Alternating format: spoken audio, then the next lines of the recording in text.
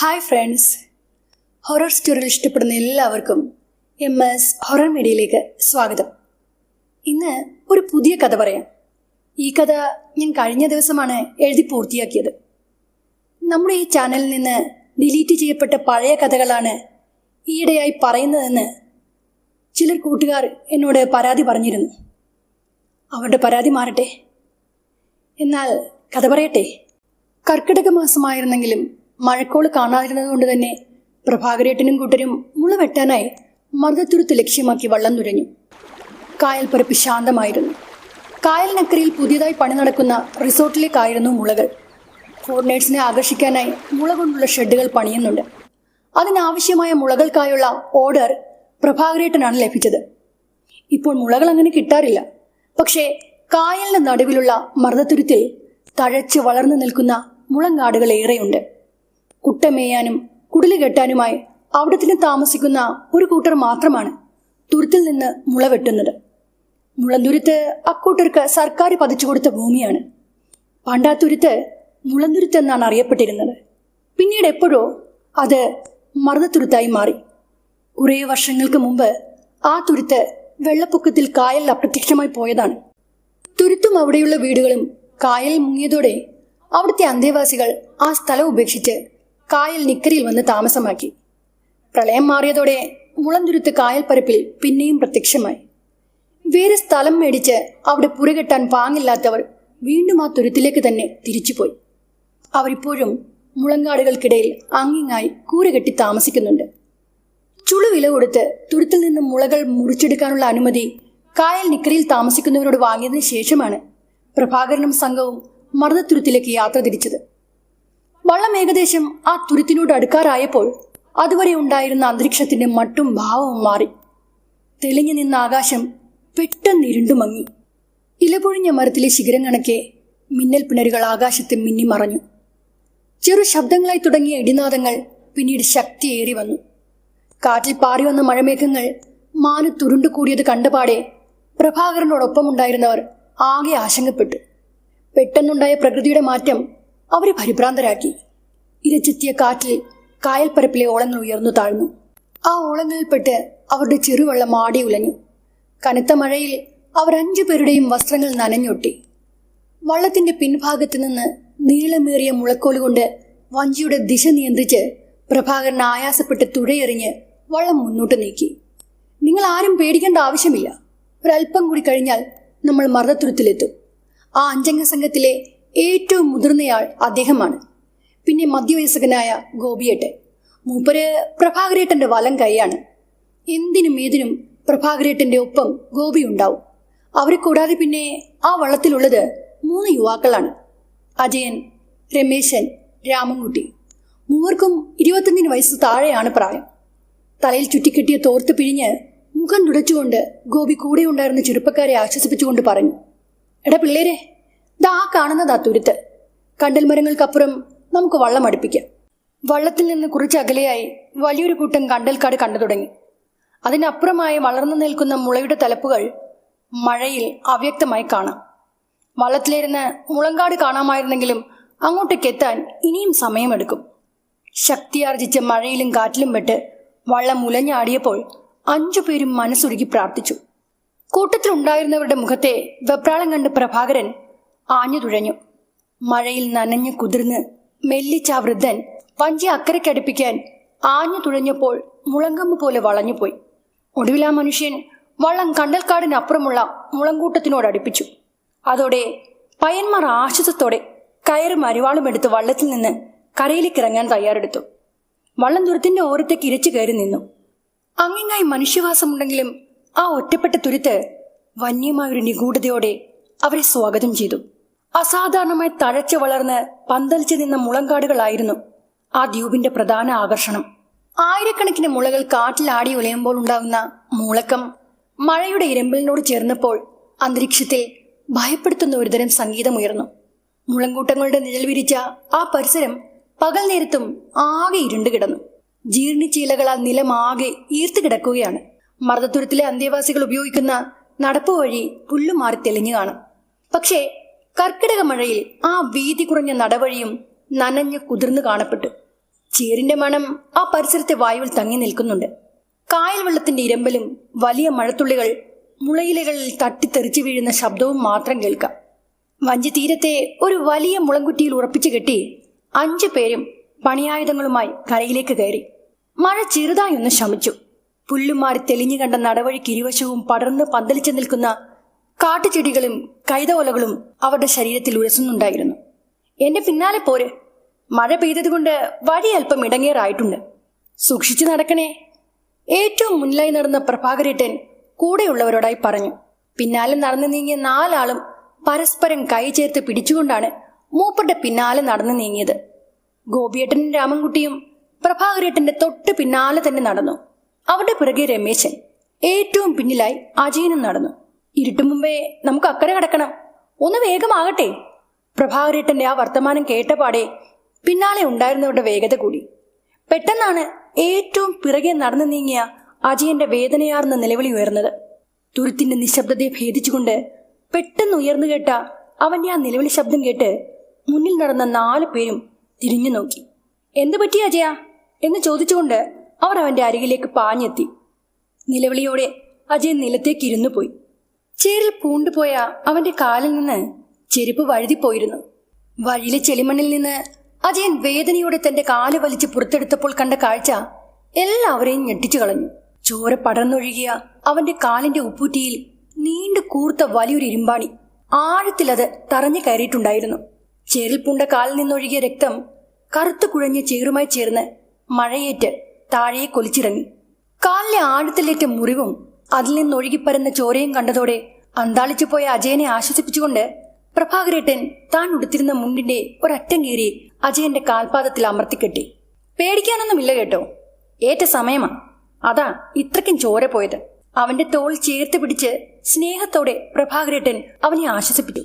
കാട്ടിലും കായലിലുമൊക്കെ നമ്മളിങ്ങനെ പണിക്കിറങ്ങുമ്പോൾ ഇതൊക്കെ സാധാരണയാ.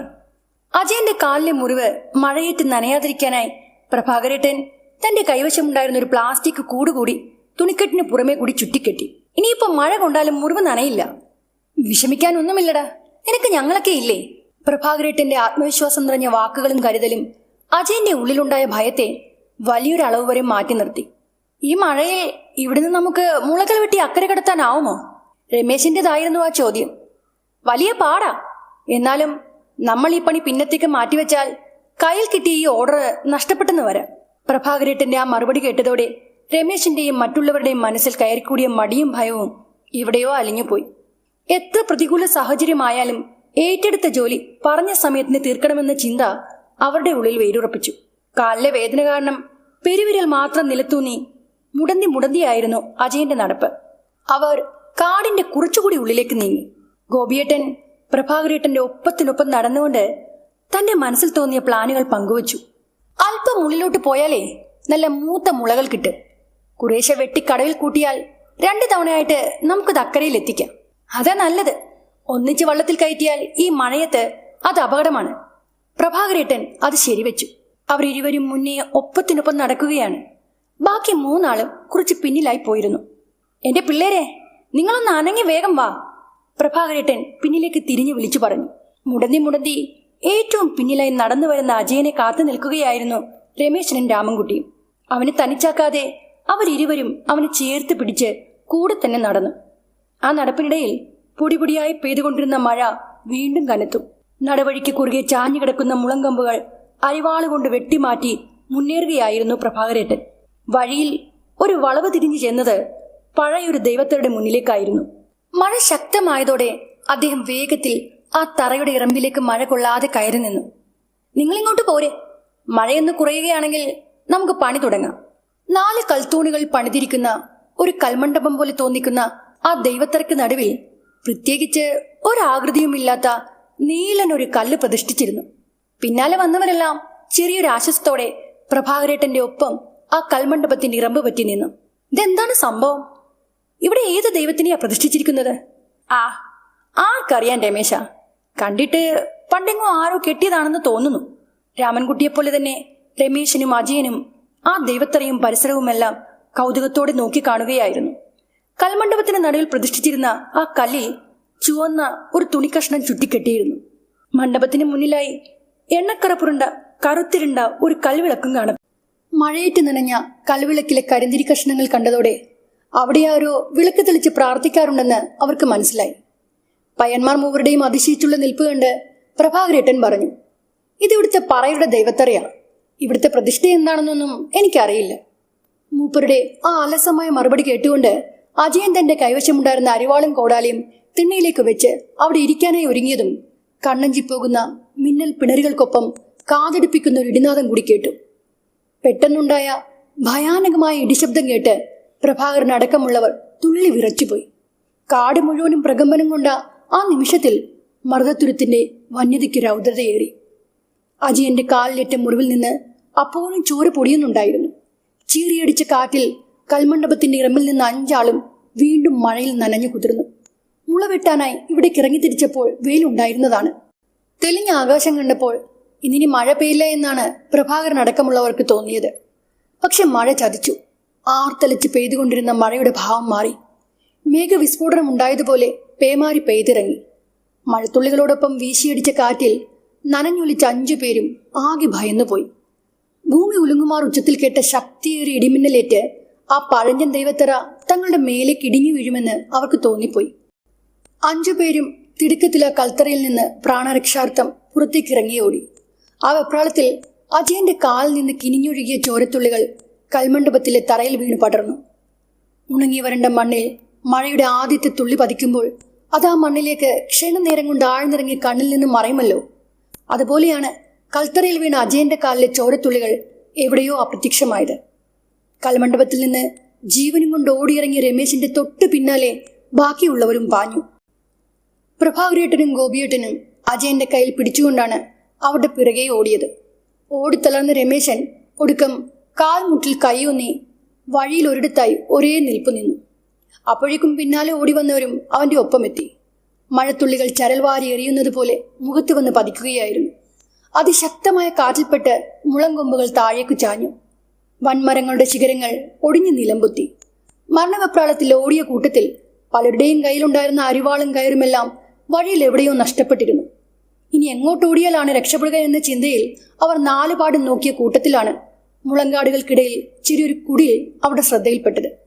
രമേശിന്റെ പിന്നാലെ അവർ 4 ആളും ആ കുടിലിന്റെ ഇറയത്തേക്ക് ഓടിക്കയറി. ഈറൻ കാറ്റേറ്റ് കുടിലിന്റെ തിണ്ണയാകെ നനഞ്ഞു പോയിരുന്നു. അടഞ്ഞുകിടന്ന ഓലവാതിൽ തട്ടി രമേശൻ പരിഭ്രാന്തിയോട് ചോദിച്ചു, ഇവിടെ ആരുമില്ലേ? 1-2 ആവർത്തി ചോദ്യം ആവർത്തിച്ചതിനു ശേഷമാണ് ആ വാതിൽ തുറക്കപ്പെട്ടത്. അകത്തു നിന്ന് ഒരു വൃദ്ധനും അദ്ദേഹത്തിന്റെ പിന്നാലെ 10-12 വയസ്സ് തോന്നിക്കുന്ന ഒരു പെൺകുട്ടിയും മുറ്റത്തേക്ക് ഇറങ്ങി വന്നു. മഴയിൽ നനഞ്ഞ് ഓടിക്കിതച്ച് തിണ്ണയിലേക്ക് വന്നു കയറിയ ആ 5 പേരെയും കണ്ടപ്പോൾ വൃദ്ധനാകെ അന്താളിച്ചു പോയി. അയാളുടെ കണ്ണുകളിൽ മിന്നിമറഞ്ഞ അങ്കലാപ്പ് മനസ്സിലാക്കിയ പ്രഭാകരേട്ടൻ അല്പം ദയനീയതയോടെ പറഞ്ഞു, ഞങ്ങൾ അക്കരയിൽ നിന്ന് മുള വെട്ടാനായി ഇവിടേക്ക് വന്നതാണ്. നിശ്ചയിക്കാത്ത നേരത്താണ് ഈ കനത്ത മഴ പെയ്തത്.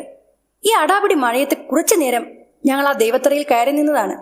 പക്ഷേ അവിടെയും രക്ഷയില്ല എന്ന് കണ്ടപ്പോഴാണ് ഇവിടേക്ക് ഓടി വന്നത്. ഈറൻ കാറ്റ് അകത്തേക്ക് അടിച്ചതും വൃദ്ധൻ മുറ്റത്ത് നിന്നവരോടായി പറഞ്ഞു, നിങ്ങൾ അകത്തേക്ക് കയറി വരൂ. ഇവിടെ സൗകര്യങ്ങൾ വളരെ കുറവാണ്. എന്നാലും മഴ നനയാതെ ഇരിക്കാം. കൈവശമുണ്ടായിരുന്ന തോർത്ത് പിഴിഞ്ഞ് തല തുവർത്തി കൈയും മുഖവും തുടച്ചുകൊണ്ട് അവരെല്ലാവരും വൃദ്ധന്റെ ക്ഷണം സ്വീകരിച്ച് അകത്തേക്ക് കയറി. ജോലി സമയത്ത് ഉപയോഗിക്കുന്ന തുണിയല്ലാതെ ഉടുത്തു മാറാനായി അവർ മറ്റൊരു ജോഡി കുപ്പായം കൂടി കൈവശം കരുതിയിട്ടുണ്ടായിരുന്നു. മഴയിൽ നനഞ്ഞു കുതിർന്ന ഉടുവസ്ത്രം മാറി മറ്റൊന്നെടുത്ത് ധരിച്ചതിന് ശേഷമാണ് അവർ ആ പുരയ്ക്കകത്തേക്ക് കയറിയത്. മരണപ്പാച്ചിലിൽ പണിയായുധങ്ങളും ഉടുത്തുമാറാനുള്ള തുണിയും നഷ്ടപ്പെട്ട ഗോപിക്കും അജയനും മറ്റു 3 പേരും ചേർന്ന് അവരുടെ കൈവശമുണ്ടായിരുന്ന കൈലിമുണ്ടും തോർത്തും നൽകി. 2 ചെറിയ ചായ്പുകളും ഒരിടത്തരം വലിപ്പമുള്ള മുറിയും ചേർന്നതായിരുന്നു ആ കുടില്. ചെറുതായിരുന്നെങ്കിലും നല്ല വൃത്തിയും വെടുപ്പുമുള്ള ഇടമായിരുന്നു അവിടം. മുള കൊണ്ടുണ്ടാക്കിയ ഇരിപ്പിടങ്ങൾ അവിടെ ഉണ്ടായിരുന്നെങ്കിലും ചാണകം മെഴുകിയ തിണ്ണയിൽ വൃദ്ധൻ വിരിച്ച തഴപ്പായയിൽ അവർ 5 പേരും ഇരുന്നു. പെൺകുട്ടിയെയും വൃദ്ധനെയും കൂടാതെ 10-25 വയസ്സ് പ്രായം തോന്നിക്കുന്ന ഒരു സ്ത്രീയും അവിടെ ഉണ്ടായിരുന്നു. തൊട്ടടുത്ത ചായപ്പിലിരുന്ന് അടുപ്പിൽ തീ കൂട്ടി ഭക്ഷണം പാകം ചെയ്തുകൊണ്ടിരുന്ന അവർ ഇടയ്ക്കിടെ ഒളി കണ്ടിട്ട് അവർ 5 പേരും ഇരുന്ന മുറിയിലേക്ക് എത്തി നോക്കി. ഒരു മൂലക്ക് കൂനിക്കൂടിയിരുന്ന അജയൻ വിറയ്ക്കുന്നത് കണ്ടപ്പോൾ വൃദ്ധൻ ചായപ്പിലേക്ക് പോവുകയും വലിയൊരു മൺചട്ടിയിലായി കത്തുന്ന ചിരട്ടക്കനലുകളുമായി മടങ്ങി വരികയും ചെയ്തു. കനലുകൾ എരിയുന്ന ആ ചട്ടി അയാൾ ആ മുറിയുടെ നടുവിലായി വെച്ചു. മഴയുടെ തണുപ്പിൽ നിന്നൊരു ആശ്വാസം കിട്ടിയതോടെ അവർ 5 പേരും ആ ചട്ടിക്ക് ചുറ്റുമായിരുന്നു. സീതമ്മേ എന്ന് വൃദ്ധൻ ചായ്പിലേക്ക് നോക്കി ഉറക്കെ വിളിച്ചപ്പോഴേക്കും ആ സ്ത്രീ ഒരു ചരുവത്തിൽ ആവി പറക്കുന്ന കട്ടൻ കാപ്പിയുമായി മുന്നിൽ ഹാജരായി. സ്റ്റീൽ ഗ്ലാസുകളിലായി കാപ്പി പകർന്ന് അവർ 5 പേർക്കും നൽകി. ഒപ്പം തന്നെ ഒരു പിഞ്ഞാണത്തിൽ കുറച്ച് കടല വറുത്തതും അവർക്ക് മുന്നിലേക്ക് എടുത്തു വെച്ചു. ഇതെന്റെ മകളാ സീതമ്മ. ഇവളുടെ ഭർത്താവ് അക്കരയിലാ ജോലി ചെയ്യുന്നത്. അവൻ പച്ചമരുന്നുകൾ വിൽക്കുന്ന കട നടത്തുകയാണ്. മാസത്തിൽ ഒരിക്കലേ ഇവിടേക്ക് വരൂ. ഇതെന്റെ കൊച്ചുമോള് അമ്മു. അമ്പിളിന്നാ സ്കൂളിലെ പേര്. അച്ഛന്റെ ഒപ്പം താമസിച്ചാ അവള് പഠിക്കുന്നതേ. മഴയും വെള്ളപ്പൊക്കവും കാരണം സ്കൂൾ അവധിയായതുകൊണ്ട് കൊച്ചിവിടേക്ക് വന്നതാ. വൃദ്ധൻ അങ്ങനെ സംസാരിച്ചു കൊണ്ടിരിക്കുകയാണ് അയാളുടെ നോട്ടം അജയന്റെ മേൽ പതിഞ്ഞത്. അല്പനേരം ആ മനുഷ്യൻ അവനെ തന്നെ കണ്ണെടുക്കാതെ നോക്കിയിരുന്നു. ഈ പയ്യൻ വല്ലാണ്ട് വിറയ്ക്കുന്നുണ്ടല്ലോ. ഇവന്റെ കാലിനെന്താ പറ്റിയത്? വഴിയിൽ വെച്ച് ഒരാണി കൊണ്ടതാ. മറുപടി പറഞ്ഞത് രാമൻകുട്ടിയായിരുന്നു. വൃദ്ധൻ തന്റെ ഇരിപ്പിടത്തിൽ നിന്ന് എണീറ്റ് അജയന്റെ അടുത്തേക്ക് ചെന്നു. അവന്റെ കാൽ ചുറ്റിക്കെട്ടിരുന്ന പ്ലാസ്റ്റിക് കൂടും തുണിക്കെട്ടും അഴിച്ചുമാറ്റി മുറിവ് നല്ലവണ്ണം പരിശോധിച്ചു. അജയന്റെ കാലിൽ ആ മുറിവുണ്ടായിട്ട് ഏതാണ്ട് 5-6 മണിക്കൂറേ കഴിഞ്ഞിട്ടുണ്ടായിരുന്നുള്ളൂ. എങ്കിലും ആണി കൊണ്ടുണ്ടായ ആ മുറിവ് ആകെ പഴുത്ത് വീർത്തിരുന്നു. മുറിവ് പരിശോധിക്കവേ വൃദ്ധന്റെ മുഖം ചുളിഞ്ഞു. ഈ മുറിവ് എന്നാണ് ഉണ്ടായത്? ഇന്ന് രാവിലെ വള്ളം കടവിൽ കെട്ടി മുളങ്കാടിനടുത്തുള്ള വഴിയിൽ കൂടി നടന്നു വന്ന വഴിയിലാ ഇവന്റെ കാലിലൊരു ആണി തറച്ചു കയറിയത്. ഞാൻ അപ്പോൾ തന്നെ ആണി വലിച്ചൂരി കളഞ്ഞ് മുറിവ് കെട്ടിയതാ. വൃദ്ധൻ പിന്നീട് ഒന്നും പറഞ്ഞില്ലെങ്കിലും അയാളുടെ മുഖത്ത് ഒരു അസ്വസ്ഥത പ്രകടമായി. എന്തൊക്കെയോ പിറുപിറുത്തുകൊണ്ട് അകത്തേക്ക് പോയ അയാൾ വാടിത്തുടങ്ങിയ കുറച്ച് പച്ചിലകളുമായാണ് അജയന്റെ അടുത്തേക്ക് വന്നത്. അയാൾ ആ ഇലകൾ തീക്കണ്ണിൽ നന്നായി വാട്ടിയെടുത്തു. അതിന്റെ നീര് അവന്റെ കാലിലെ മുറിവിലേക്ക് ഇറ്റിച്ചു. ഒപ്പം തന്നെ ഒരു ഡെപ്പിയിൽ നിന്ന് അല്പം മഞ്ഞൾപ്പൊടിയും ഭസ്മവും ചെറു ചൂടുള്ള വെള്ളത്തിൽ ചേർത്ത് അവന് കുടിക്കാനായി നൽകി. ഈ മുറിവും വെച്ചുകൊണ്ട് ഈ പയ്യൻ ദൈവത്തറയിൽ കയറിയോ? അത് പിന്നെ മഴ കനത്തപ്പോൾ ഞങ്ങൾ എല്ലാവരും അവിടെയാ കയറി നിന്നത്. ഗോപിയേട്ടന്റെ ആ മറുപടി കേട്ടതും ആ മനുഷ്യന്റെ മുഖം മ്ലാനമായി. അയാൾ പുറത്തു പെയ്യുന്ന മഴയുടെ ഇരമ്പം കേട്ട് കുറേ നേരം അനങ്ങാതെ നിന്നു. പിന്നീട് അവ്യക്തമായി എന്തെല്ലാമോ പറഞ്ഞുകൊണ്ട് തന്റെ ഇരിപ്പിടത്തിൽ ചെന്നിരുന്നു. ഇന്നെന്തായാലും വഞ്ചി തുഴഞ്ഞ് നിങ്ങൾക്ക് അക്കരയ്ക്ക് പോകാൻ പറ്റില്ല. ഇന്നതിന് ശ്രമിച്ചാൽ നിങ്ങൾ ആരും വീഴത്തില്ല. വൃദ്ധന്റെ ആ വാക്കുകൾ കേട്ട് 5 പേരും പരസ്പരം നോക്കി. പിന്നീട് അവരുടെ നോട്ടം ആ മനുഷ്യന്റെ മുഖത്ത് മാത്രമായി ഒതുങ്ങി. ലോകം അവസാനമെന്ന് തോന്നിപ്പിക്കും വിധം പുറത്ത് പേമാരി പെയ്തിറങ്ങിയപ്പോൾ ഇനി വള്ളം തുഴഞ്ഞ് അക്കരയ്ക്ക് പോകാനാവില്ലെന്ന് അവർക്കും ബോധ്യമായി. നേരം ഇരുട്ടി തുടങ്ങിയതോടെ സീതമ്മ അവർക്ക് കഴിക്കാനായി കഞ്ഞി ഉണ്ടാക്കി. ആവി പറക്കുന്ന കുത്തിരിക്കഞ്ഞിയും അതിനൊപ്പം തേങ്ങ ചുട്ടരിച്ച അല്പം ചമ്മന്തിയും കൂടി കിട്ടിയപ്പോൾ വിശപ്പ് കാരണം തളർന്നിരുന്ന അവർക്കത് വലിയ ആശ്വാസമായി. ഈർക്കിലി കുത്തി പ്ലാവില കൊണ്ടുണ്ടാക്കിയ സ്പൂൺ കൊണ്ട് അവർ ആ കഞ്ഞി കോരി കുടിച്ചപ്പോഴേക്കും പുറത്തു പെയ്യുന്ന മഴയുടെ തണുപ്പിലും അവരെല്ലാവരും വിയർത്തുപോയി. തുടക്കത്തിൽ വല്ലാതെ സംസാരിക്കാൻ ഉത്സാഹം കാട്ടിയ വൃദ്ധൻ പക്ഷെ ഇപ്പോൾ തീർത്തും നിശബ്ദനായിരുന്നു. കഞ്ഞി കുടിക്കുന്ന സമയത്തും അയാൾ ആകെ വിഷണ്ണനായിരുന്നു. അത്താഴം കഴിച്ചു കഴിഞ്ഞ് പാത്രങ്ങളും കഴുകി വെച്ചതോടെ സീതമ്മയും മകളും ചായപ്പിന്റെ വാതിലടച്ചു കിടന്നു. ആ വലിയ മുറിയിലെ കയറ്റുകട്ടിലിൽ വൃദ്ധനും മറ്റ്5 പേർ പായ വിരിച്ച് നിലത്തും കിടന്നു. മേശമേൽ കത്തിച്ചു വെച്ച മണ്ണെണ്ണ വിളക്ക് അണച്ചിരുന്നെങ്കിലും മുറിയിലേക്ക് പാളെ വീണുകൊണ്ടിരുന്ന മിന്നൽ വെളിച്ചത്തിൽ അകത്തെ കാഴ്ചകൾ വ്യക്തമായി കാണാമായിരുന്നു. വൃദ്ധൻ ഉറക്കം വരാതെ തിരിഞ്ഞും മറിഞ്ഞും കിടന്നു. നിലത്ത് കിടന്ന 5 പേരും ഉറക്കം പിടിച്ചു കഴിഞ്ഞിരുന്നു. പകലത്തെ ഓട്ടപ്പാച്ചില് കാരണം അവരാകെ ക്ഷീണിതരായിരുന്നു. മുറിയിൽ തങ്ങി നിന്ന ഇരുട്ടിലേക്ക് പാളി വീണ മിന്നൽ പ്രകാശത്തിൽ തന്റെ കാൽച്ചുവട്ടിലായി ഒരു കറുത്ത രൂപം അനങ്ങാതെ നിൽക്കുന്നതായി അജയൻ കണ്ടു. കരിമ്പടം കൊണ്ട് തലവഴി മൂടി ഒരാൾ ഇരുട്ടിൽ അനങ്ങാതെ നിൽക്കുന്നു. ആദ്യ കാഴ്ചയിൽ ആ മുറിയിൽ ഒരാൾ അങ്ങനെ അനങ്ങാതെ നിൽക്കുന്നതായിട്ടാണ് കണ്ടതെങ്കിലും പിന്നീടുണ്ടായ മിന്നൽ വെളിച്ചത്തിൽ മുഖത്തേക്ക് വീണ നീളൻ മുടിയിഴകൾക്കിടയിലൂടെ ആ രൂപത്തിന്റെ തിളങ്ങുന്ന കണ്ണുകളും അജയൻ കണ്ടു.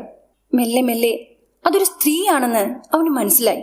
ആ സ്ത്രീ തന്നെ തന്നെ നിർവികാരമായി ഉറ്റുനോക്കുകയാണ്. അരണ്ട വെളിച്ചത്തിൽ അത് ആ മുറിയിൽ അങ്ങോട്ടും ഇങ്ങോട്ടും നിലം തൊടാതെ ഇരുട്ടിലൂടെ ഒഴുകി നീങ്ങുന്നത് പോലെയായിരുന്നു അതിന്റെ ചലനം. കിടന്നിടത്ത് നിന്ന് അലറി വിളിച്ച് ചാടി എണീക്കാൻ അജയൻ ശ്രമിച്ചെങ്കിലും അവന്റെ കൈകാലുകൾ അനങ്ങിയില്ല. നാവ് പൊന്തിച്ച് ചെറിയൊരു ശബ്ദമുണ്ടാക്കാൻ പോലും അവന് സാധിച്ചില്ല. ചുറ്റുമുള്ളതെല്ലാം കാണാൻ കഴിയുന്നുണ്ടായിരുന്നെങ്കിലും പ്രതികരിക്കാൻ കഴിയാത്ത അങ്ങേയറ്റം ഭയാനകമായ ഒരവസ്ഥ. അവൻ നോക്കി നിൽക്കെ ആ സ്ത്രീരൂപം അവന്റെ കാൽച്ചുവട്ടിലായി കുത്തിയിരുന്നു. പിന്നീട് ആണി കൊണ്ട് മുറിവേറ്റ അവന്റെ വലത് കാലിലേക്ക് അവൾ ചുണ്ടുകൾ അടുപ്പിച്ചു. ആ സ്ത്രീയുടെ ചുണ്ടുകളുടെ ചൂടേറിയ സ്പർശനം പോലും അവനപ്പോൾ അറിയാൻ കഴിയുന്നുണ്ടായിരുന്നു. ആ സമയം അനുഭവപ്പെട്ട അസഹനീയമായ വേദന അജയന്റെ ഉടലാകെ പടർന്നു കയറി. ഒന്ന് ഉറക്കെ കരയാൻ അവൻ ആഗ്രഹിച്ചെങ്കിലും ആരോ പിടിച്ചു കെട്ടിയതുപോലെ അവന്റെ ശരീരം നിശ്ചലമായിരുന്നു. കണ്ണിമകൾ പോലും അനക്കാൻ പറ്റാത്ത ഒരവസ്ഥ. ആ സ്ത്രീയുടെ ചുണ്ടുകൾ രക്തത്താൽ നനഞ്ഞു. തീക്കനൽ പോലെ തിളങ്ങുന്ന അവളുടെ നോട്ടം താങ്ങാനാവാതെ അജയൻ വല്ലാതെ കിതച്ചു തുടങ്ങി. തന്റെ കാലിലേറ്റ മുറിവിൽ നിന്ന് ആ സ്ത്രീ തന്റെ ചോര വലിച്ചു കുടിക്കുകയാണെന്ന് അവൻ അപ്പോഴാണ് മനസ്സിലായത്. ആ കിടപ്പിൽ എപ്പോഴോ അജയൻ അവന്റെ കൈകാലുകൾ അനക്കാൻ കഴിഞ്ഞു. അമ്മേ! അവൻ ഉറക്കെ നിലവിളിച്ചുകൊണ്ട് പിടഞ്ഞെണീറ്റു. അജയന്റെ ഉറക്കെയുള്ള അലർച്ച കേട്ട് അവന്റെ കൂടെ കിടന്നവരും ഉറക്കത്തിൽ നിന്ന് ഞെട്ടി ഉണർന്നു. അജയൻ ആകെ വിയർത്ത് കുളിച്ചിരുന്നു. അവൻ കിതപ്പോടെ ഇരുട്ട് നിറഞ്ഞ മുറിയുടെ ഒരു കോണിലേക്ക് വിരൽ ചൂണ്ടി.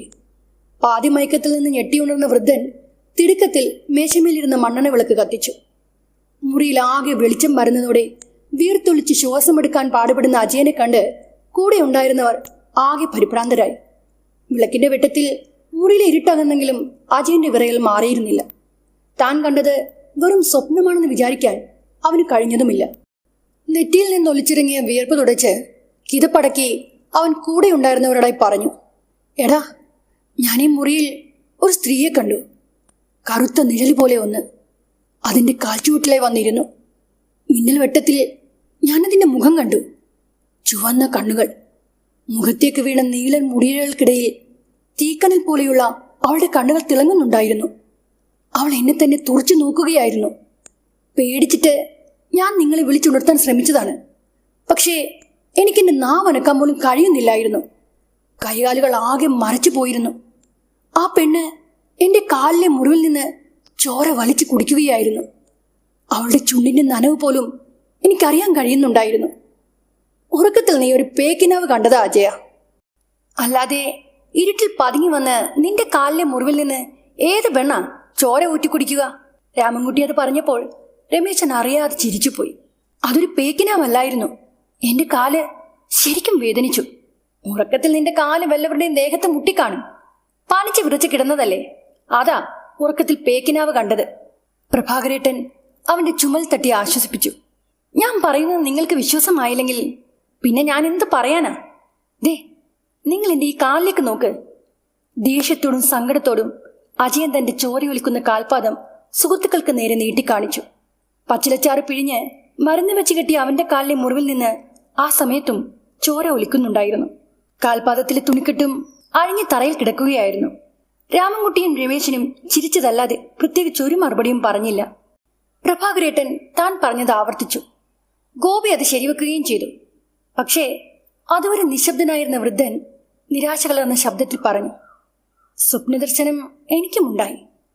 നിന്റെ ചോര ദൈവത്തറയിൽ പതിഞ്ഞു. അവിടെ ചോര വീണാൽ ആ ചോരയും അതിൻ്റെ ഉടമയുടെ ജീവനും പിന്നെ മറുതക്കുള്ളതാണ്. നീ കണ്ടത് ഒരു പേക്കിനാവല്ല, അത് സത്യമായിരുന്നു. മറുത നിന്റെ ചോരയുടെ രുചി അറിഞ്ഞു. അവൾ നിന്നെ കൊണ്ടുപോകും. ഗുളികനും ചാത്തനും മുത്തപ്പനും വാഴുന്ന ഞങ്ങളുടെ ദൈവത്തറയിൽ മറുതയ്ക്കും ഒരു സ്ഥാനമുണ്ട്. ഈ തുരുത്തിൽ താമസിക്കുന്ന പറയകുലത്തിലെ പൂർവികർ ആ ദുഷ്ടശക്തിയെ കല്ലിൽ ആവാഹിച്ച് നേർച്ചയും പൂജയും നടത്തി വരുന്നവരാ. പടുമരണപ്പെട്ട പെണ്ണിന്റെ ദുരാത്മാവാണ് മറുത.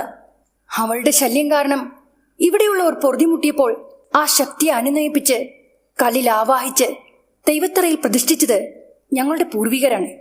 ചിട്ടവട്ടങ്ങൾ തെറ്റാതെ ആ ശക്തിക്ക് ഇപ്പോഴും പൂജയും വഴിപാടും വേണ്ട നേർച്ചകളും നടത്തുന്നത് കൊണ്ട് അതിനെക്കൊണ്ട് ഇവിടെ ആർക്കും ഇതുവരെ കഷ്ടങ്ങളൊന്നും ഉണ്ടായിട്ടില്ല. ഇനി എന്തെല്ലാം അനിഷ്ടങ്ങൾ ഉണ്ടാകുമെന്ന് പ്രവചനാതീതമാണ്. മുറ തെറ്റാതെ ആ ശക്തിക്ക് വേണ്ടി പണ്ട് കാരണവന്മാർ പറഞ്ഞു തന്ന നേർച്ചകൾ നടത്തിപ്പോന്നതിനാൽ മറുത ഞങ്ങൾക്ക് ദൈവമായി. മനുഷ്യരക്തത്തിന്റെ രുചിയറിഞ്ഞ മറുത ഇനി അടങ്ങിയിരിക്കില്ല. അതുവരെയുള്ള അജയന്റെ സംസാരം ഒരു തമാശ പോലെ ആസ്വദിച്ച രാമൻകുട്ടിയുടെയും രമേശന്റെയും മുഖം വിളറി വെളുത്തു. വൃദ്ധന്റെ ആ സംസാരം ഗോപിയെയും പ്രഭാകരനെയും പരിഭ്രമത്തിലാഴ്ത്തി. അവർ 5 പേരുടെയും മുഖത്തെ ഭാവമാറ്റം കണ്ട് വൃദ്ധൻ അവരെ ആശ്വസിപ്പിക്കാനെന്ന വണ്ണം പറഞ്ഞു, അറിയാതെ ചെയ്തു പോയൊരു തെറ്റല്ലേ. ആ ശക്തി അത് പൊറുക്കുമായിരിക്കുമെന്ന് നമുക്ക് ആശിക്കാം. ഒരുപക്ഷെ ഞാൻ പറഞ്ഞ ഈ കാര്യങ്ങളൊക്കെ നിങ്ങൾ വിശ്വസിക്കണമെന്നില്ല. എന്റെ ചെറുപ്പകാലം തൊട്ടേ ഞാൻ ഈ കാര്യങ്ങളെല്ലാം കണ്ടും കേട്ടും വളർന്നവനാണ്. മറുത പണ്ട് ഈ മുളന്തുരുത്തിൽ താമസിച്ചിരുന്ന ഒരു പെണ്ണ്. ഒരു സാധാരണ പെണ്ണെന്ന് അവളെ സംബോധന ചെയ്യുന്നത് ഒട്ടും ശരിയാകില്ല. ഒരു അസാധാരണ പെണ്ണ്, ഭവാനി. അവൾ മറ്റു പെണ്ണുങ്ങളെപ്പോലെ ഒരു നാണം കുണുങ്ങി ആയിരുന്നില്ല. കൈക്കരുത്തും മനക്കരുത്തും ഉള്ളവൾ. അസാമാന്യ മനോധൈര്യമായിരുന്നു അവൾക്ക്. ഭവാനി എങ്ങനെയാണ് മറുതിയായി മാറിയതെന്ന് ഞാൻ നിങ്ങളോട് പറയാം. വൃദ്ധൻ താൻ കണ്ടതും കേട്ടതുമായ കാര്യങ്ങൾ അപ്പോൾ കൺമുന്നിൽ കാണുന്നത് പോലെ വിവരിച്ച് പറയാൻ തുടങ്ങി. അയാൾ പറഞ്ഞ മറുതിയുടെ ജീവിതകഥ അവർ 5 പേരുടെയും കൺമുന്നിൽ ഒരു സിനിമ പോലെ തെളിഞ്ഞു വന്നു. കാണാൻ അഴകേറിയ ഒരു കറുത്ത സുന്ദരി, കൈപിടിച്ചാൽ ഒതുങ്ങാത്ത നീണ്ട ചുരുണ്ട മുടി ഭവാനിയുടെ ഒരു പ്രത്യേകതയായിരുന്നു. കവികൾ പാടി പുകഴ്ത്താറുള്ള സ്ത്രീ ശരീരത്തിന്റെ സൗന്ദര്യം അത് അവളുടെ ഉടലഴകിൽ കൃത്യമായിരുന്നു. 4 ആങ്ങളമാരുടെ പുന്നാര പെങ്ങളായിരുന്നു ഭവാനി. 10-12 വയസ്സ് കഴിഞ്ഞപ്പോഴേ കണ്ടാൽ ആരും കൊതിക്കുന്ന ഒരു പെണ്ണായി അവൾ അങ്ങ് വളർന്നു. അക്കാലത്ത് ഞങ്ങളുടെ കുടിയിലുള്ള പെണ്ണിന് പെണ്ണായി പിറക്കുന്നതിന് ഒരു ശാപമാണ്. അതിനൊപ്പം 7 അഴകും കൂടി ഒത്തു വന്നാലോ പിന്നെ പറയാനുമില്ല. ഭവാനി വളർന്നു തുടങ്ങിയപ്പോഴേ അവളുടെ അപ്പനും അമ്മയ്ക്കും ആങ്ങളമാർക്കും നെഞ്ചിലാദിയായി. പണ്ട് ജന്മിമാരുടെ പറമ്പില് കുടികെട്ടി താമസിക്കുമെന്നല്ലാതെ ഞങ്ങൾക്ക് സ്വന്തമായി പറമ്പില്ലല്ലോ. അവരുടെ പാടത്ത് രാവും പകലും ഉഴവുകാളകളെപ്പോലെ ഞങ്ങൾ പണി ചെയ്യണം. കൂലിയായിട്ട് അവർക്ക് തോന്നുന്നത് എന്തെങ്കിലും തരും. തൊട്ടുതീണ്ടായിക നിലനിന്നിരുന്ന കാലമായിരുന്നെങ്കിൽ കൂടിയും നാട്ടുപ്രമാണിമാരുടെ കണ്ണിൽപ്പെടാതെ ഞങ്ങളുടെ കുടിയിലെ പെണ്ണുങ്ങളെ കാക്കാൻ വലിയ പാടായിരുന്നു. അക്കാലത്ത് ഭവാനിയെപ്പോലൊരു പെണ്ണിനെ അവർ വെറുതെ വിടുമോ? തക്കം കിട്ടിയാൽ റാഞ്ചിയെടുത്ത് പറക്കാൻ കഴുകന്മാരെ പോലെ പലരും അവളുടെ പിന്നാലെ ഉണ്ടായിരുന്നു. പക്ഷേ ഭവാനിക്ക് കളരി അറിയാമായിരുന്നു. അവളുടെ മൂത്താങ്ങള വാസുവാണെങ്കിലോ ഒടിവിദ്യയിൽ കേമനും. അന്ന് നാട്ടിലെ പേരുകെട്ടൊരു കളരിയാശാന്റെ പ്രധാന ശിങ്കിടിയായിരുന്നു ഒടിയൻ വാസു. മർമ്മവിദ്യ അറിയാവുന്ന വാസു പെങ്ങളായ ഭവാനിയെ അത് പഠിപ്പിച്ചു കൊടുത്തു. ആയുധമില്ലാതെ തന്നെ ശത്രുവിന്റെ ശരീരത്തിലെ പ്രത്യേക മർമ്മങ്ങളിൽ പ്രഹരിച്ച് അവരെ നിമിഷ നേരം കൊണ്ട് നിഷ്ക്രിയരാക്കാനും തളർത്തി കിടത്താനും അവൾക്ക് നല്ലവണ്ണം അറിയാമായിരുന്നു. അതിനാൽ നാട്ടുപ്രമാണിമാരിൽ പലരും അവളെ ഭയന്നിരുന്നു. പ്രഹരമേറ്റാൽ ഉടനടി മരണം സംഭവിക്കുന്ന വിദ്യ വരെ ഭവാനി വാസുവിൽ നിന്ന് സ്വയത്തമാക്കിയിരുന്നു. ആഘാതമേറ്റ് ഒരു നിശ്ചിത സമയത്തിന് ശേഷം ജീവഹാനി ഉണ്ടാകുന്ന മർമ്മവിദ്യ പോലും അക്കാലത്തുണ്ടായിരുന്ന പേരുകേട്ടൊരു നാട്ടുപ്രമാണിയുടെ മകനിൽ അവൾ പ്രയോഗിച്ചിട്ടുണ്ട്. ഭവാനിയുടെ അടിയേറ്റ് നേരത്തോട് നേരമാകുന്നതിന് മുമ്പേ തന്നെ ആ ചെക്കൻ പരലോകത്തേക്ക് യാത്രയായി. എന്നാൽ തന്നെ അവൾക്ക് ശത്രുക്കളേറെ ഉണ്ടായിരുന്നു. ഭവാനിയെ ഒന്ന് നോക്കിയാൽ പോലും നോക്കുന്നവൻ ഭയക്കണമായിരുന്നു. കാരണം ഒടിയൻ വാസു അവരെ വെറുതെ വിടില്ലായിരുന്നു. തനിക്കറിയാവുന്ന വിദ്യകളൊക്കെ ഭവാനി മറ്റു പെൺകുട്ടികളെയും പഠിപ്പിച്ചു കൊടുക്കുമായിരുന്നു. അതിനാൽ ഞങ്ങളെപ്പോലുള്ളവർക്ക് അവൾ എന്നും പ്രിയപ്പെട്ടവളായിരുന്നു. കുട്ടിക്കാലം തൊട്ട് ഭവാനിയുടെ പിന്നാലെ വാല് പോലെ ഒരു ചെക്കൻ നടക്കുമായിരുന്നു, രാഘവൻ. അവൻ അവളുടെ ബാല്യകാല സുഹൃത്തായിരുന്നു. വളർന്നപ്പോൾ ആ സൗഹൃദം പ്രണയത്തിലേക്ക് വഴിമാറി. രാഘവൻ ഞങ്ങളുടെ കൂട്ടത്തിൽ നിന്ന് ഏറെ വ്യത്യസ്തനായിരുന്നു. ഗോതമ്പിന്റെ നിറമുള്ള നീല കണ്ണുള്ള ഒരു ചെക്കൻ. വളർന്നപ്പോൾ അവനേക്കാൾ യോജിച്ച ഒരു ചെക്കൻ ഭവാനിക്ക് വേറെ കിട്ടില്ലെന്നായി. മേക്കരുത്തിന്റെ കാര്യത്തിൽ ഒടിയൻ വാസു ആയിരുന്നു അന്ന് നാട്ടിലെ പേരുകേട്ട ആൾ. പക്ഷേ ബുദ്ധിയുടെ കാര്യത്തിൽ രാഘവന് വെല്ലാൻ ആളില്ലായിരുന്നു. ദൂരത്തിൽ നിന്ന് കായലിനക്കരയിൽ പോയി പഠിച്ചവനായിരുന്നു രാഘവൻ. 10ാം തരവും കഴിഞ്ഞ് അവൻ ടൗണിൽ പോയി പഠിച്ചു. അവന്റെ കഴിവുകൾ ഇന്നാട്ടിലെ പലർക്കും ഒരു അത്ഭുതമായിരുന്നു. ഭവാനിക്ക് രാഘവൻ എന്ന് വെച്ചാൽ ജീവനായിരുന്നു. അവൻ അവൾക്ക് യോജിച്ച ചെക്കനാണെന്ന് ബോധ്യമുണ്ടായിരുന്നതിനാൽ ഭവാനിയുടെ ബന്ധുക്കൾക്ക് അവരുടെ ബന്ധത്തിൽ യാതൊരു എതിർപ്പുമില്ലായിരുന്നു. രാഘവന്റെയും ഭവാനിയുടെയും വിവാഹം നടക്കാനിരിക്കെയാണ് അക്കരയിൽ നിന്ന് അവനെ അന്വേഷിച്ച് പുതിയ ബന്ധുമിത്രാദികൾ എത്തിയത്. അന്ന് വരെ ഞങ്ങളുടെ ഒരാളായി വളർന്ന രാഘവൻ പിന്നീട് ഞങ്ങൾക്ക് അന്യനായി. അക്കരയിൽ ഒരു പ്രമാണി ഉണ്ടായിരുന്നു, ഒരു അപ്പുക്കുട്ടൻ നായർ. അയാൾക്ക് 7 ഭാര്യമാരുണ്ടായിരുന്നെങ്കിലും മക്കളൊന്നുമില്ലായിരുന്നു. ഏതാണ്ട് 70 വയസ്സിനോടടുത്ത് പ്രായമുണ്ടായിരുന്ന അപ്പുക്കുട്ടൻ നായരുടെ തനി പകർപ്പായിരുന്നു രാഘവൻ. അവന്റെ അമ്മ കമല വള്ളത്തിൽ കുട്ടയും വട്ടിയും മുറവുമൊക്കെ വിറ്റ് നടന്നിരുന്നു. അപ്പുക്കുട്ടൻ നായരെയും രാഘവനെയും കണ്ടാൽ അച്ഛനും മകനുമാണെന്ന് ആരും വിളിച്ചു പറയേണ്ട കാര്യമൊന്നുമില്ലായിരുന്നു. അല്ലാതെ തന്നെ ആർക്കും ഒരു സംശയം കൂടാതെ അത് ബോധ്യമാകുമായിരുന്നു. തനിക്ക് ജനിച്ച മകനെ തേടി അയാൾ ഇവിടെ എത്തി. മടിയൊന്നും കൂടാതെ അവനെ അയാൾ സ്വീകരിക്കുകയും ചെയ്തു. കമലയുടെ ഭർത്താവ് പണ്ട് അപ്പുക്കുട്ടൻ നായരുടെ പാടത്തെ ഒരു പണിക്കാരനായിരുന്നു. പാമ്പ് കടിയേറ്റാണ് അയാൾ മരിച്ചതെന്നായിരുന്നു പറഞ്ഞു കേട്ട അറിവ്. ഒരു ഗതിയും വരഗതിയും ഇല്ലാതെ നിറവയറുമായി തുരുത്തിൽ വന്ന കമലയ്ക്ക് ഇവിടെയുള്ളവർ അഭയമേകി. അപ്പുക്കുട്ടൻ നായര് മകനെ ഏറ്റെടുത്തു. കമലയെ അയാൾ അയാളുടെ തറവാട്ടിലേക്ക് ക്ഷണിച്ചെങ്കിലും അവർ പോയില്ല. അവരെങ്ങനെയാണോ ഇവിടെ ജീവിച്ചത് അങ്ങനെ തന്നെ തുടർന്നും ഈ തുരുത്തിൽ ജീവിച്ചു. അങ്ങനെ ഒരു സുപ്രഭാതത്തിൽ രാഘവൻ ഒരു നാട്ടുപ്രമാണിയുടെ മകനായി മാറി. നായരുടെ തറവാട്ടിലേക്ക് പോകാൻ രാഘവൻ ആദ്യം മടിയുണ്ടായിരുന്നെങ്കിലും എല്ലാവരും ചേർന്ന് നിർബന്ധിച്ചപ്പോൾ അവൻ അയാളോടൊപ്പം അക്കരയ്ക്ക് പോയി. ഏതാണ്ട് 1 മാസം കഴിഞ്ഞപ്പോൾ അവൻ തുരുത്തിലെത്തി. പറഞ്ഞുറപ്പിച്ചതുപോലെ തന്നെ രാഘവൻ ഭവാനിയെ താലികെട്ടി. പക്ഷേ വലിയ ആഘോഷങ്ങളൊന്നും ഇല്ലാതെയാണ് ആ വിവാഹം നടന്നത്. തറവാട്ടിൽ നിന്ന് വിവാഹത്തിന് ആരും പങ്കെടുത്തില്ല. മുളന്തുരുത്തിലുള്ളവരുടെ പ്രാരാബ്ദങ്ങളും കഷ്ടപ്പാടും നന്നായി അറിയുന്നവനാണല്ലോ രാഘവൻ. അതിനാൽ അവനെ കൊണ്ടാകാവുന്ന സഹായങ്ങളെല്ലാം തുരുത്തിൽ താമസിക്കുന്നവർക്ക് ചെയ്യാമെന്ന് അവൻ ഏറ്റിരുന്നു. വിവാഹം കഴിഞ്ഞ് ഏതാണ്ട് 1 മാസം കഴിഞ്ഞപ്പോൾ രാഘവൻ വീണ്ടും തറവാട്ടിലേക്ക് തിരിച്ചുപോയി. ഭവാനി സ്വന്തം വീട്ടിൽ തന്നെ താമസിച്ചു പോന്നു. ഇടയ്ക്കിടെ ഒരു വിരുന്നുകാരനെ പോലെ രാഘവൻ മുളന്തുരുത്തിലെത്തും.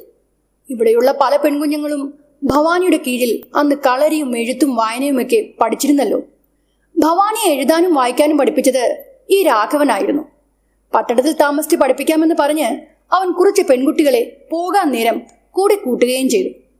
പക്ഷെ എന്താ പറയുക, രാഘവൻ കൂട്ടിക്കൊണ്ടുപോയ ആ പെൺകുട്ടികൾ കുറെ നാളുകൾ കഴിഞ്ഞിട്ടും തുരുത്തിലെത്തിയില്ല. ചോദിച്ചാൽ പറയും അവരെയെല്ലാം പട്ടണത്തിലെ ഏതോ കോളേജിൽ അയച്ച് പഠിപ്പിക്കുകയാണെന്ന്. അങ്ങനെ ആ പെൺകുഞ്ഞുങ്ങളുടെ അപ്പനും അമ്മയുമൊക്കെ ബഹളം വെച്ച് തുടങ്ങിയപ്പോൾ തുരുത്തിൽ നിന്ന് ഭവാനി തന്നെ അവരുടെ കാര്യങ്ങൾ അന്വേഷിച്ചറിയാൻ അക്കരയ്ക്ക് പോകാൻ തയ്യാറായി. വിവാഹം കഴിഞ്ഞ് ആദ്യമായിട്ട് ഭർത്താവിന്റെ വീട്ടിലേക്ക് പോകുന്നതല്ലേ. ഭവാനിയുടെ 4 ആങ്ങളമാരും ബന്ധുക്കളും ചേർന്ന് വഞ്ചി നിറയെ ഒരു വീട്ടിലേക്ക് ആവശ്യമായ സകലമാന സാധനങ്ങളും വാങ്ങിച്ചു കൂട്ടിയാണ് അവളെ രാഘവന്റെ തറവാട്ടിലേക്ക് പറഞ്ഞയച്ചത്. അവളോടൊപ്പം അവരും രാഘവന്റെ തറവാട് കാണാൻ പോയി. 1-2 ദിവസം കഴിഞ്ഞപ്പോൾ തുരുത്തിൽ നിന്ന് രാഘവൻ കൂട്ടിക്കൊണ്ടുപോയ പെൺകുട്ടികളും ഭവാനിയുടെ സഹോദരന്മാരും ബന്ധുക്കളും അക്കരയിൽ നിന്ന് മടങ്ങി വന്നു. പോയപ്പോഴുണ്ടായ സന്തോഷമൊന്നും അവരുടെ മുഖത്ത് കാണാനില്ലായിരുന്നു. പിന്നെ ഒടിയൻ വാസു, അവൻ അവരോടൊപ്പം ഇല്ലായിരുന്നു. അവൻ പിന്നീട് ഭവാനിയുടെ കൂടെ വരുമെന്നാണ് തിരിച്ചു വന്നവർ അറിയിച്ചത്. 2-3 ദിവസം കഴിഞ്ഞിട്ടും വാസു തുരുത്തിലെത്തിയില്ല.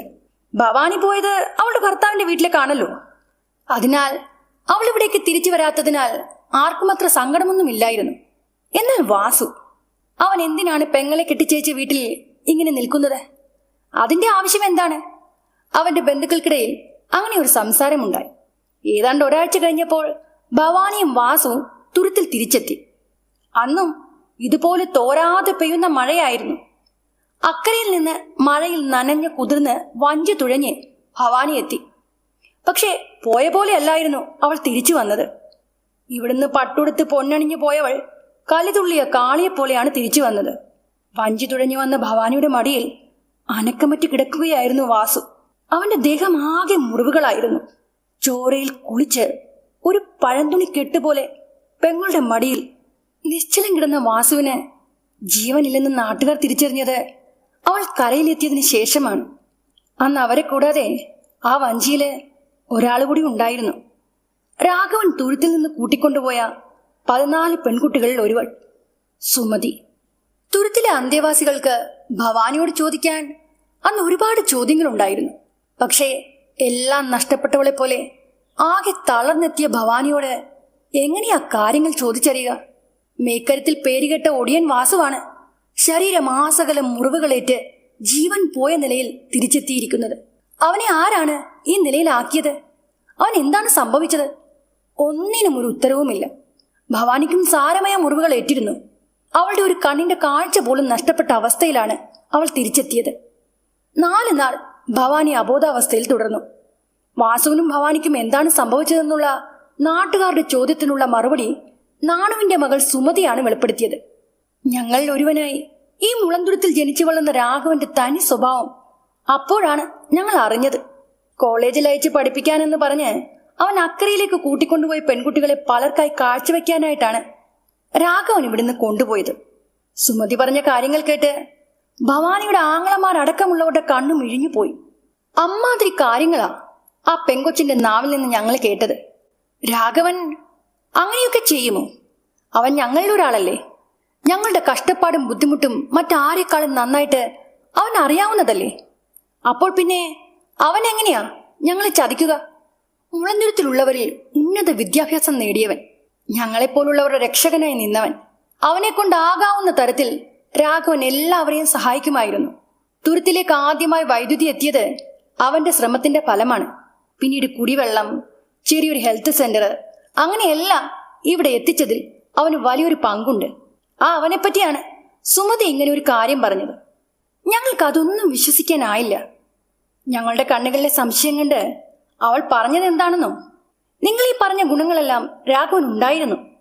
അധികാരവും പണവും ലഭിക്കുന്നതിന് മുമ്പ്, അയാൾ അപ്പുക്കുട്ടൻ നായരുടെ മകനാണെന്ന് അറിയുന്നതിന് മുമ്പ്, രാഘവൻ ഒരു ജന്മിയുടെ മകനാണെന്ന് അറിഞ്ഞതോടെ അയാൾ പഴയതെല്ലാം മറന്നു. നായരുടെ ഒരേ ഒരു മകൻ, ഏക്കർ കണക്കിന് വരുന്ന സ്വത്തിന്റെ ഏക അവകാശി. അധികാരവും പണവും ലഭിക്കുമ്പോൾ മനുഷ്യനല്ലാതെയാകും. ഭവാനിയെ അയാൾക്ക് ജീവനായിരുന്നല്ലോ. പക്ഷേ അക്കരയില് ആ മനുഷ്യന് പല സ്ത്രീകളോട് മരുതാത്ത ബന്ധമുണ്ട്. അധികാരത്തിന്റെ തലപ്പത്തിരിക്കുന്നവരുടെ ഇഷ്ടം പിടിച്ചു പറ്റാനും അവരെ കൊണ്ട് പല നേട്ടങ്ങളും ഉണ്ടാക്കാനുമാണ് രാഘവൻ ഇവിടുന്ന് ഞങ്ങളെപ്പോലുള്ളവരെ കൊണ്ടുപോയത്. അതൊന്നും ഞങ്ങൾക്കാദ്യം മനസ്സിലായില്ല. കോളേജിൽ അയച്ച് പഠിപ്പിക്കാനാണെന്ന് പറഞ്ഞല്ലേ അയാൾ ഞങ്ങളെ ഇവിടുന്ന് പറഞ്ഞു മയക്കി കൊണ്ടുപോയത്. ലേഡീസ് ഹോസ്റ്റലാണെന്ന് പറഞ്ഞ് അയാൾ ഞങ്ങളെ വലിയൊരു കെട്ടിടത്തിൽ കൊണ്ടുപോയി താമസിപ്പിച്ചു. അവിടെ 2 മുതിർന്ന സ്ത്രീകളും പുരുഷന്മാരായ 3-4 സഹായികളും ഉണ്ടായിരുന്നു. ആദ്യത്തെ 2 ദിവസം തിന്നും കുടിച്ചും അവിടെ കഴിഞ്ഞു. പിന്നെ പ്രവേശന പരീക്ഷ, ഇന്റർവ്യൂ എന്നൊക്കെ പറഞ്ഞ് ഓരോരുത്തരെ എങ്ങോട്ടേക്കോ വിളിച്ചുകൊണ്ടുപോയി. ആരുടെയൊക്കെയോ മുന്നിൽ അവരെ കാഴ്ചവെച്ചു. ചതി പറ്റിയവർ ഭീഷണിക്ക് വഴങ്ങി പരസ്പരം ആരോടും ഒന്നും പറഞ്ഞില്ല. തുരുത്തിൽ നിന്ന് അക്കരയ്ക്ക് കടക്കും വരെ രാഘവൻ ഞങ്ങളോടൊപ്പം ഉണ്ടായിരുന്നുള്ളൂ.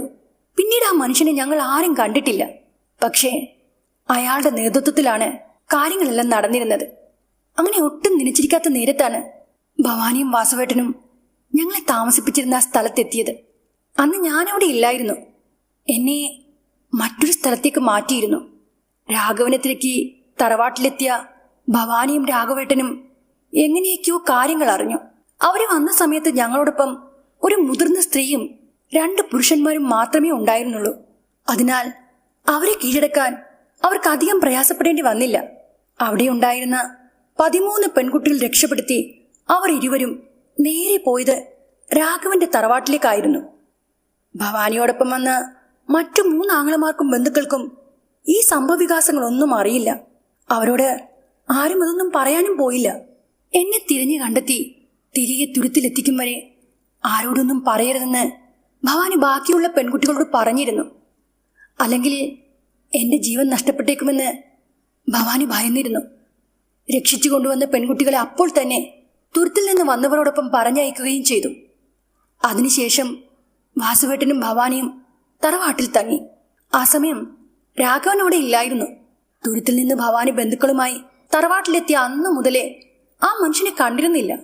തങ്ങൾ അറിഞ്ഞ കാര്യങ്ങളൊന്നും തന്നെ ബന്ധുക്കളെ അറിയിക്കാതെ വളരെ വിദഗ്ധമായി അവരിരുവരും ചേർന്ന് പെൺകുട്ടികളോടൊപ്പം അവരെ അവിടെ നിന്ന് തുരുത്തിലേക്ക് പറഞ്ഞയക്കുകയും ചെയ്തു. തറവാട്ടിൽ അപ്പുക്കുട്ടൻ നായരും അയാളുടെ ഭാര്യമാരും വേലക്കാരുമല്ലാതെ മറ്റാരും താമസിക്കുന്നില്ലായിരുന്നു. രാഘവന്റെ കള്ളത്തരങ്ങളൊന്നും അവർക്ക് ആർക്കും അറിയില്ലെന്ന രീതിയിലായിരുന്നു അവിടെയുള്ളവരുടെ ഒരു പെരുമാറ്റം. തുരുത്തിൽ നിന്ന് കൊണ്ടുവന്ന പെൺകുട്ടികളെ മടക്കി അയച്ചതിന് ശേഷം ഭവാനിയും വാസുവേട്ടനും എന്നെ തിരഞ്ഞു കണ്ടുപിടിച്ചു.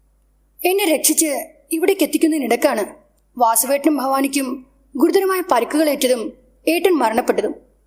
ഇനിയുള്ള കാര്യങ്ങൾ ഭവാനിക്ക് നിങ്ങളോട് പറയാനാവും. എനിക്കത് പറയാനുള്ള ശേഷിയില്ല. സുമതി പറഞ്ഞ കാര്യങ്ങൾ കേട്ട് ഞങ്ങൾ ആകെ നടുങ്ങിപ്പോയി. സത്യങ്ങൾ അറിയാനായി ഞങ്ങൾ കാത്തിരുന്നു. 4 നാൾ കഴിഞ്ഞപ്പോൾ ഭവാനി കണ്ണു തുറന്നു. അവൾക്ക് ബോധം വീണു. പക്ഷേ അതിനിടയിൽ മറ്റൊരു ദാരുണമായ സംഭവം കൂടി നടന്നു. സുമതി അവൾ ജീവനൊടുക്കി. ആ പെണ്ണിന്റെ മരണം ഭവാനിയെ മാനസികമായി വീണ്ടും തളർത്തി.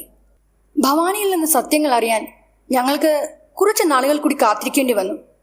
സുമതി മരിച്ച് 2 നാൾ കഴിഞ്ഞപ്പോൾ അവളുടെ എരിഞ്ഞടങ്ങിയ ചിതയ്ക്ക് മുന്നിൽ നിന്ന് ഭവാനി ഒരു ശപഥമെടുത്തു. അവളുടെ മരണത്തിന് കാരണക്കാരായവരെ വകവരുത്തിയിരിക്കുമെന്ന്. അന്നാണ് അവൾ തുരുത്തിലുള്ളവരോട് സംഭവിച്ച കാര്യങ്ങൾ വെളിപ്പെടുത്തിയത്. ഭവാനി ജീവന് തുല്യം സ്നേഹിച്ചിരുന്ന രാഘവനോട് തുരുത്തിലുള്ളവർക്ക് ഏറെ പ്രിയമായിരുന്നു. അവന്റെ കുഞ്ഞ് അവളുടെ ഉദരത്തിൽ വളർന്നു വരുന്നുണ്ടെന്ന് അറിഞ്ഞ നിമിഷം തന്നെ അക്കാര്യം തന്റെ വീട്ടുകാരെ പോലും അറിയിക്കാതെ അവളുടെ ജീവന്റെ പാതിയായ ഭർത്താവിനോട് ആദ്യം പറയാനാണ് ഭവാനി തീരുമാനിച്ചത്. അക്കാര്യം അവനെ അറിയിക്കാൻ കൂടി വേണ്ടിയിട്ടായിരുന്നു അവൾ അവളുടെ ആങ്ങളമാരോടൊപ്പം രാഘവന്റെ തറവാട്ടിലേക്ക് പോയത്. അവിടെ ചെന്നപ്പോഴാണ് ഇവിടുന്ന് കൊണ്ടുപോയ പെൺകുട്ടികളുടെ ദാരുണമായ അനുഭവം എങ്ങനെയോ അവൾ അറിഞ്ഞത്. വാസുവുമൊത്തുള്ള രഹസ്യാന്വേഷണത്തിൽ സംഭവം സത്യമാണെന്ന് അവൾക്ക് ബോധ്യമായി. അപ്പോൾ തന്നെ അവർ രാഘവനെ അന്വേഷിക്കാൻ തുടങ്ങി. അവനെപ്പറ്റിയുള്ള ഒരു വിവരവും അവർക്ക് ലഭിച്ചില്ല. രാഘവനെ ആരെങ്കിലും ചതിച്ചതാണോ, ഇനി അവൻ ജീവിച്ചിരിപ്പുണ്ടോ എന്ന് പോലും അവർ സംശയിച്ചു. രാഘവനെ തിരഞ്ഞു നടക്കുന്നതിനിടയിൽ സുമതിയെ അവർ കണ്ടെത്തി. പക്ഷേ അപ്പോഴേക്കും ഇതിന് പിന്നിൽ പ്രവർത്തിച്ചവർ അവളെ പലർക്കായി കാഴ്ചവെച്ച് കഴിഞ്ഞിരുന്നു. പട്ടണത്തിലെ വലിയൊരു കെട്ടിടത്തിൽ നിന്ന് സുമതിയെ രക്ഷിച്ച് പുറത്തെത്തിക്കാനുള്ള ശ്രമത്തിനിടയിൽ ഇരുവർക്കും കാര്യമായ പരിക്കുകളേറ്റു. ഒടുവിൽ അവളെ രക്ഷിച്ച് ഇവിടെ എത്തിക്കാനുള്ള ഒരുക്കങ്ങൾ ചെയ്യുന്നതിനിടയിലാണ് വാസുവിനെ കാണാൻ ഒരാളെത്തിയത്. അവനേറെ പരിചയമുള്ള ഒരാൾ, മുളന്തുരത്തിൽ തന്നെയുള്ള ഒരുവൻ, രാഘവന്റെ ഉറ്റ മിത്രമായ ചന്ദ്രൻ. രാഘവനെ അപ്പക്കുട്ടൻ നായരുടെ ബന്ധുക്കൾ ചതിച്ചതാണെന്നും അവൻ മരിക്കാറായ നിലയിൽ അവിടെ എവിടെയോ ഒറ്റപ്പെട്ട ഒരു വീട്ടിലുണ്ടെന്നും പറഞ്ഞുകൊണ്ടാണ് ചന്ദ്രൻ വാസുവിനെ സമീപിച്ചത്. രാഘവനെ ആരോ ചതിച്ചതാ. ഒരു സുപ്രഭാതത്തിൽ ബന്ധുക്കളാണെന്ന് പറഞ്ഞ് ഒപ്പം കൂടിയവർക്ക് മറ്റു പല ഉദ്ദേശങ്ങളും ഉണ്ടായിരുന്നിരിക്കണം. ഭവാനിയോട് കാര്യങ്ങൾ പറഞ്ഞു ധരിപ്പിച്ച് വാസു ചന്ദ്രനൊപ്പം രാഘവനെ തിരിഞ്ഞുപോയി. ചന്ദ്രൻ പറഞ്ഞത് ശരിയായിരുന്നു. അടികൊണ്ട് അവശനായ നിലയിൽ രാഘവനെ ഒരൊറ്റപ്പെട്ട വീട്ടിലെ ഇരുട്ടുമുറിയിൽ ആരോ കെട്ടിയിട്ടിരിക്കുകയായിരുന്നു. തന്റെ ദേഹമാസകലം മുറിവുകളേറ്റിരുന്നെങ്കിലും അതൊന്നും വകവയ്ക്കാതെ വാസു രാഘവനെ രക്ഷിക്കുവാനായി ശ്രമിച്ചു.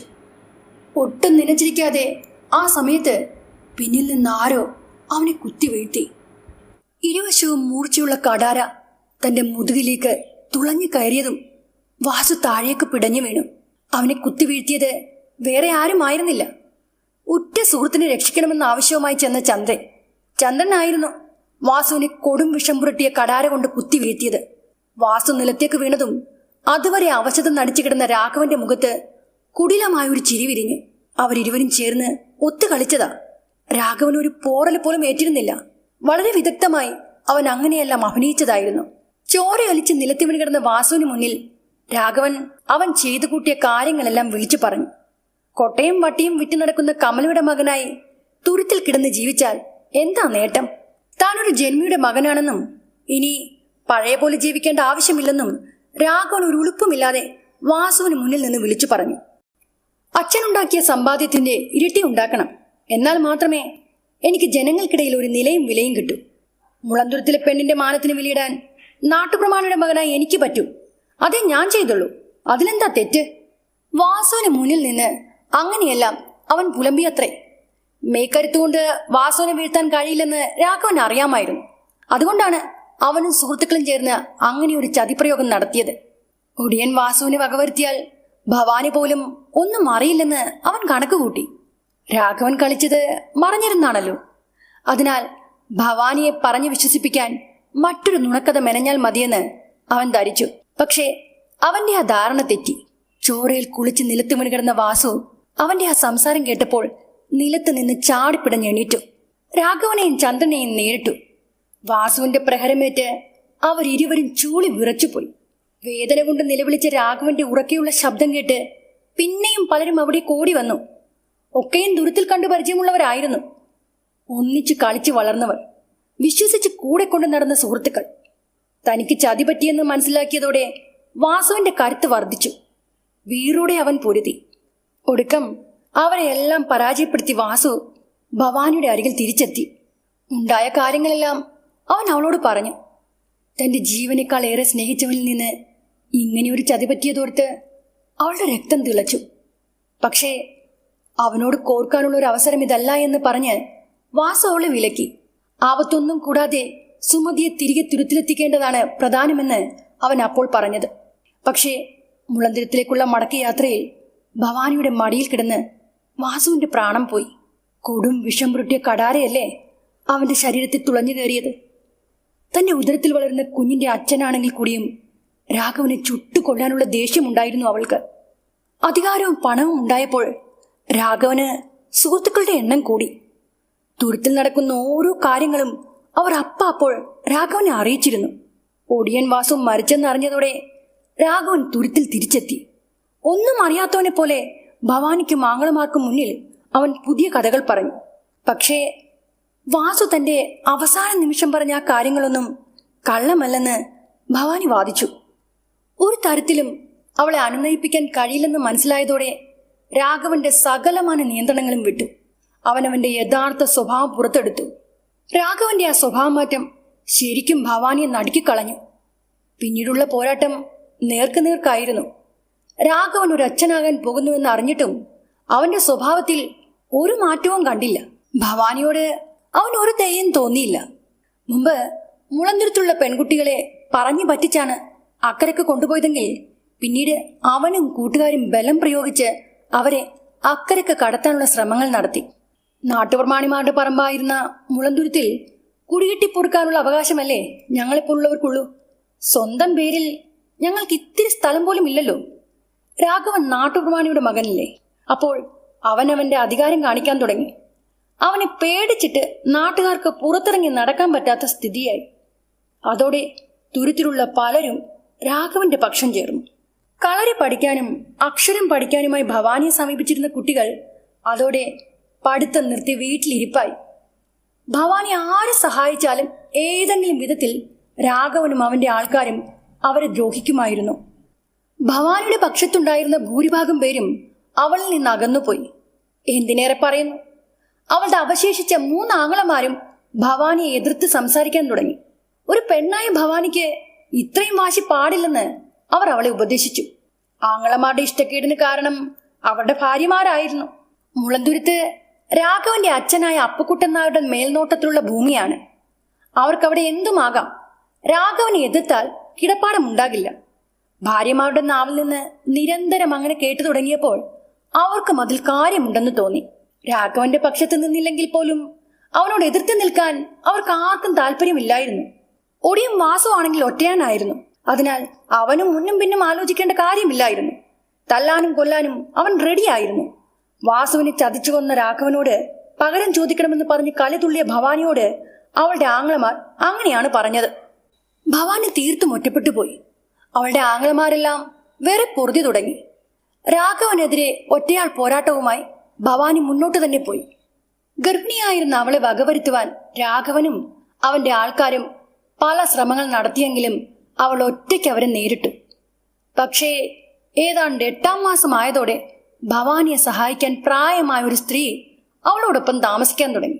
അവളുടെ അകന്ന ബന്ധത്തിലുള്ള ആരോ ആയിരുന്നു ആ സ്ത്രീ. സ്നേഹം നടിച്ച് അവർ അവളോടൊപ്പം കൂടിയതിന് പിന്നിൽ പല ഉദ്ദേശങ്ങളും ഉണ്ടായിരുന്നു.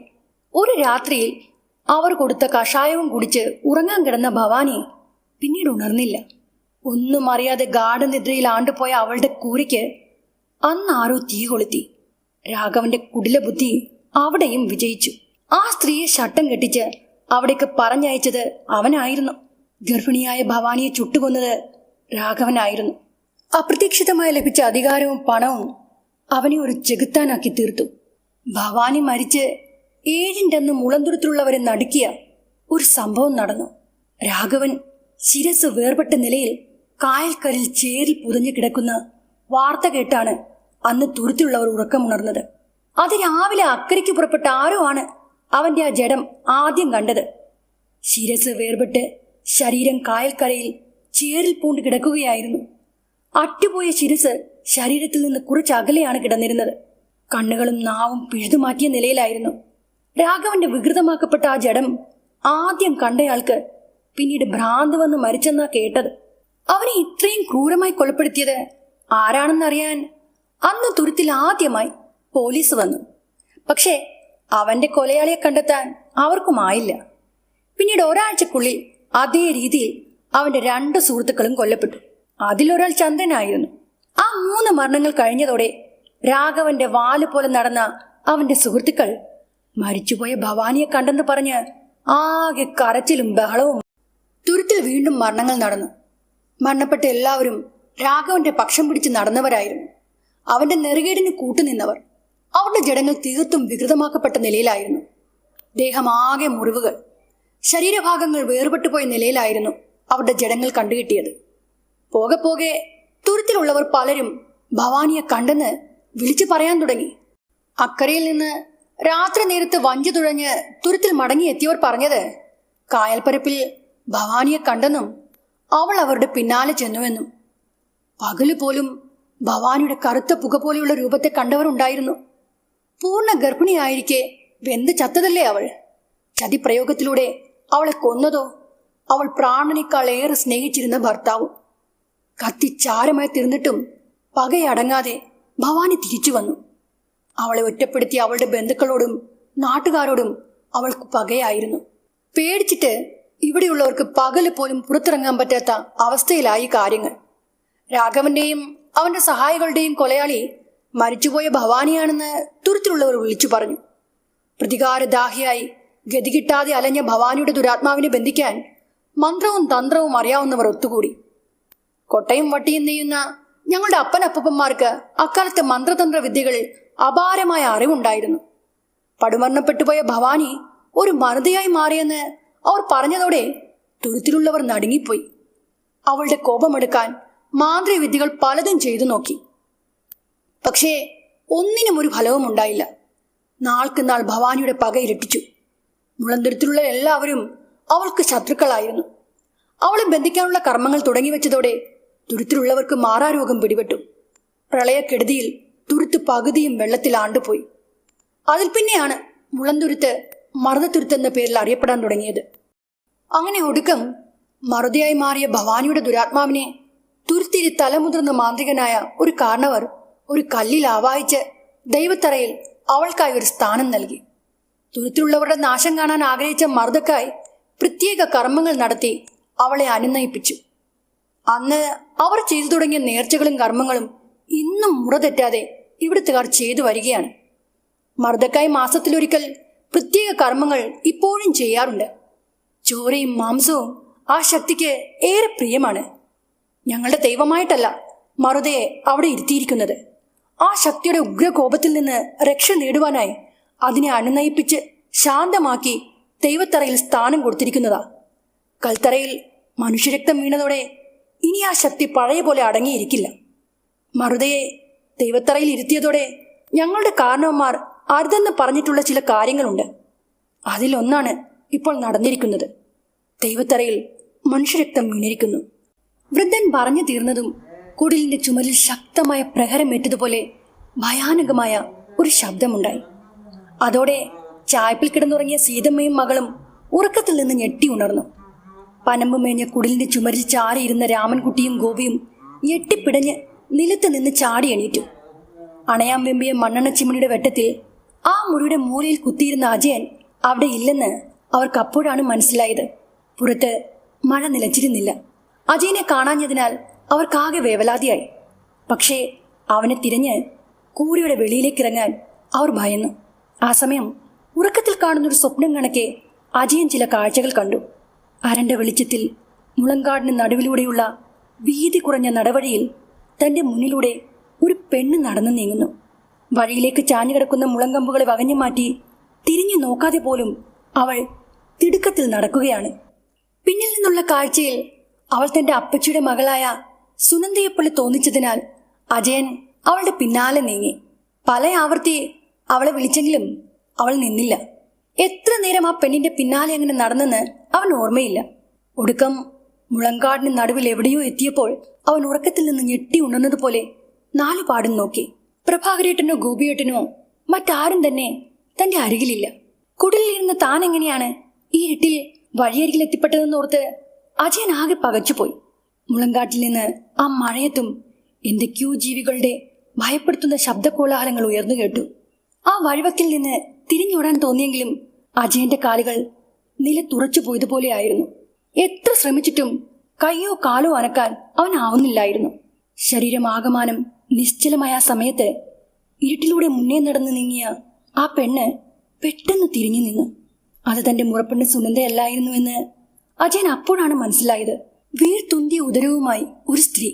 ചോരക്കര പുരണ്ട വെളുത്ത മുണ്ടും ബ്ലൗസുമായിരുന്നു അവളുടെ വേഷം. അറക്കവാളിന്റേതുപോലുള്ള കൂർത്ത പല്ലുകൾ കാട്ടി അവൾ അവനെ നോക്കി വികൃതമായി ചിരിച്ചു. നിന്ന നിൽപ്പിൽ തന്റെ ജീവൻ പോകുമെന്ന് അജയന് തോന്നിപ്പോയ നിമിഷങ്ങളായിരുന്നു അത്. മുഖത്തേക്ക് അലസമായി വീണുകിടക്കുന്ന ചുരുണ്ട മുടിയഴകൾക്കിടയിലൂടെ തിളങ്ങി നിന്ന ചോരച്ച കണ്ണുകളുടെ നോട്ടം കണ്ടപ്പോഴേ അജയന് വൃദ്ധൻ പറഞ്ഞ മറുതിയുടെ കാര്യം ഓർമ്മ വന്നു. തന്റെ അവസാനം അടുത്തുവെന്ന് തോന്നിയതോടെ അജയന്റെ ഹൃദയം ക്രമാതീതമായി ഇടിക്കാൻ തുടങ്ങി. മുന്നിൽ നിന്ന് സ്ത്രീയുടെ കറുത്ത് നീണ്ടു കൂർത്ത നഖങ്ങളുള്ള വലത് കൈ അവന്റെ കഴുത്തിന് നേർക്ക് നീണ്ടു വന്നതോടെ രാഘവനെ പോലെ താനും ശിരസ് വേർപെട്ട് മരിക്കുമെന്ന് അവന് തോന്നി. ഇരുട്ടിൽ തുറച്ചു നോക്കി നിന്ന ആ സ്ത്രീയുടെ ഉച്ചത്തിലുള്ള ചിരിയുടെ അലയൊലികളാൽ മഴയേറ്റ് നിറഞ്ഞ രാപ്പക്ഷികൾ എങ്ങോട്ടെന്നില്ലാതെ പറന്നുയർന്നു.